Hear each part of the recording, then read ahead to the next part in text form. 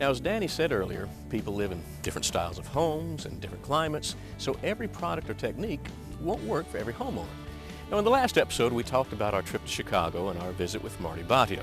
Now, Marty renovates homes and multifamily properties in a pretty cold climate, and as he showed me around, it was pretty obvious that he had done his homework and he knew what it would take to make these homes as efficient as possible. The green features of the home, what really makes this house green, starts with energy efficiency, which starts with insulation, careful attention to the HVAC system, the heating, ventilation, AC, the ductwork, the roofing, even the basement slab is insulated, and the whole idea of really balancing out your HVAC system with the size and orientation of the house.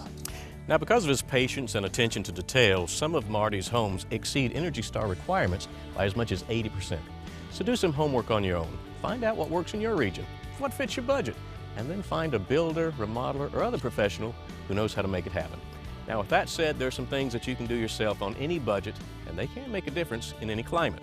Sealing gaps and cracks around the house is a great example, as is repairing leaks in your home's heating and cooling ducts. But some are as simple as changing a light bulb. That is, if it's a compact fluorescent bulb. What you really get out of a CFL is the energy savings for your home. Throughout the life of a 10,000 hour CFL, you can save $56 just on that one light bulb. And imagine if you have 50 sockets within your home, the amount of money that you can save on a CFL. It might not see it on the upfront cost when you're paying a 4-pack for $6.88 versus where you can get a 4-pack of incandescents at 99 cents.